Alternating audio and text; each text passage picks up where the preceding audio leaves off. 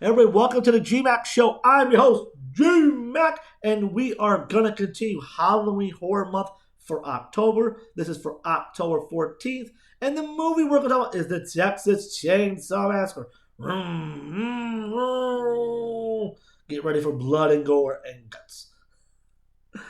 You probably want I'm going to talk about. No, I'm not going to talk about the 1974 classic. I know. Disappointing, right? No, this is the new one that was released on Netflix in 2022, which was last year.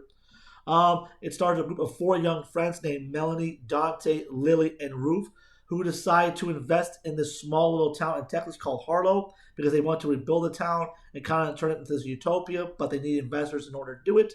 And then, of course, investors are going to come into town and see if they want to invest into this town and these properties. So the four young group of people go to this town, and of course, along the way, they get stopped by the sheriffs. Of course, letting people know, hey, this is a very quiet town. We don't want a lot of disturbance. Just do what you gotta do. And they're like, okay. So they drive on into the town. They're very excited, very anticipated. They come along this very unsavory character named Richter, who's kind of like a mechanic, and kind of fixes things in the town, of course. And you don't know if you trust him or don't trust him, of course. And then, of course, they go into this one building, this orphanage, and there's this little old lady there who's still living there, of course. Her name is Jeannie. And, she looked like she's a very friendly lady. And all of a sudden, she said, hey, you can't live here anymore because the property's been sold. She says, no, I have a deed to this property. And she gets in this whole tussle with a character named Dante, of course. And they're getting into this whole pissing contest. And all of a sudden, this big towering man comes down who looks like this very unsavory character, who looks kind of different, kind of weird. And all of a sudden, she starts having a heart attack. So, of course, this big man with a man carries her out. They call for help assistance, and the sheriff and Dante's wife Ruth are trying to drive her out of town to a place where she can get some help, some medical attention. And along the way, unfortunately, she ends up dying along the way. And when that happens, all hell breaks loose, guys. And then we find out the big physical specimen happens to be Leatherface. That's right, the Leatherface from 1974 classic. Of course, this is supposed to take place many, many years after the original events of the first one, of course, where Leatherface has been dormant for many, many years. But we don't realize that until he freaks out when his surrogate mother, of course, dies, who's been taking care of her for years. And all of a sudden, he flips out and goes into a murderous rage. And the bloodbath commences. And it gets very bloody and very, very messy from there. We see characters die left and right. We see the sheriff and deputy get killed, and a bunch of other people along the way. In my opinion about this movie, it does deliver on the blood and the guts and the kind of the gore. It does deliver an aspect of horror movie, but it doesn't really deliver on the scares or really kind of building the tension. Of course, they try to bring back an old character who survived a long time ago. Her name was Sally. You remember from the original movie, of course. Now the original Sally was played by Marilyn Burns. But she was no longer alive anymore, so they couldn't pick her to play the character. So they picked someone else to play the character, of course. She's been looking for this opportunity, this chance to get her revenge for her friends being sacrificed, and she tries to assist the people who are being terrorized and being killed by Leatherface. Like I said, it delivers on the blood and guts, but as far as like the jump scares, building on the tensions, and really make you feel like the dread and the, oh my god, am I going to survive? Am I not going to survive? It doesn't really do a good job of building that, of course. There are some kind of really disturbing moments in the film. We do see Leatherface, he's cutting off the skin of his surrogate mother's face and putting it on his face. That's kind of gross.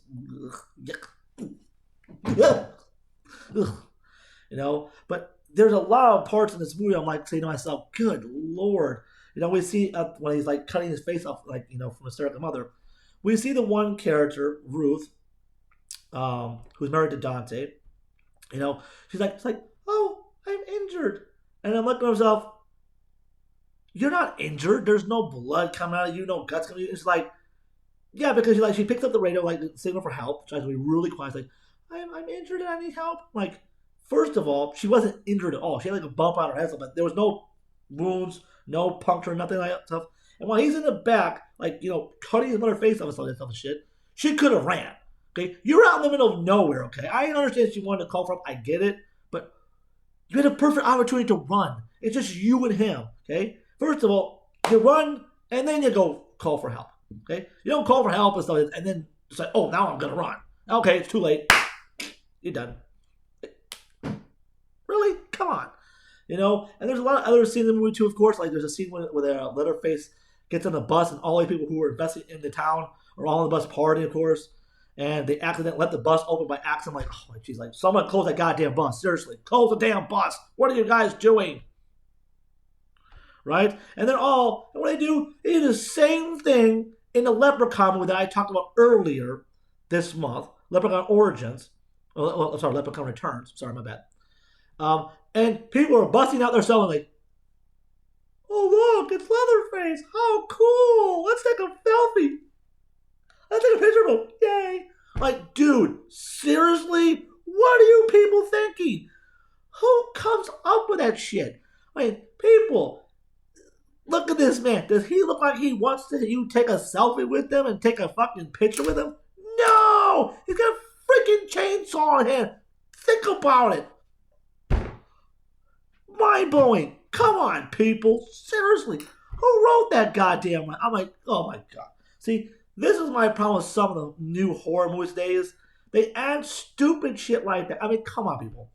Okay, if you see a terrifying character of that stature, dude, run. Do not take selfies. And think of, you're all on this bus. You outnumber him at least 20-1. Why do you think there's hey, wait a minute, we may not have knives or guns to defend ourselves, right? But we can always just jump on the guy and hopefully enough of us survive to take him down. But no one thinks like, oh my God, they all are panicking. I'm like, oh. And the whole scene turns into a complete bloodbath, of course. We do see Sally coming later on in the movie to try to help out some of the survivors who are still standing after this bloodbath, this massacre, of course. But even she hesitates in the movie. When she first comes and encounters, when she goes into the house, like she tells the two sisters, Melanie and Lily, to stay in the car and wait. And stuff, and like stuff. Why the hell would you wait? Get the hell out of Dodge. And then go for reinforcements. No one thinks to do that. Seriously? Come on. And then she encounters him at the end of the movie, when they both have this big conflict. She even hesitates at first. I'm like, why are you hesitating? You've been waiting for this moment for years. He killed all your friends. Literally. You know what I'm saying? And she's hesitating at first to kill him. She just like, oh, he had this whole conversation with him, and he kind of just walks past her, like, and shit. And then all of a sudden, they're like, oh, now let's go full John Wick mode. But by that time, it's too late. You never hesitate, never. When you hesitate, it leads to your demise. Haven't you learned anything? Seriously, I mean, oh my God.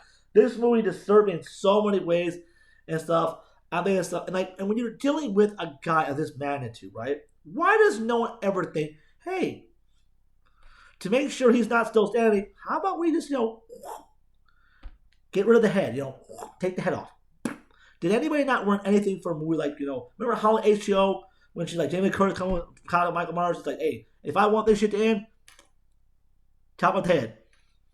You know what I'm saying? From Freddy vs. Jason, who says, it's like, welcome to my world now, bitch, and he cuts his head off. Like, there you go. Why does no one think to do that? Seriously. I mean, it's asinine. It's, this movie is not a bad movie, but it's not great either. It does deliver on the blood and guts and gore, but it doesn't deliver on the character developments, really, in my opinion, of course, in this movie. The only character you really feel for is the one sister, of course, Lily. And for the most part, you don't get enough invested into enough characters because they're not there long enough to be invested to them. And it was like, okay, whatever, done. If I had to rate this movie on a scale of 1 to 10, I'm going to give this movie a 3.5. That's my opinion about this movie, guys. Let me know what you guys thought about this movie, guys. Did you like the movie? Did you not like the movie? Have you seen it yet? Let me know in the comments below, guys. Like and subscribe to my channel. You guys can find me on YouTube and TikTok called The GMAC Show. You guys can find me on Facebook called Gerald McIntosh. And I hope you guys enjoy this review. And we'll continue Halloween Horror Month, guys, and keep bringing the scare and terror and the blood and guts. Take you later. Peace!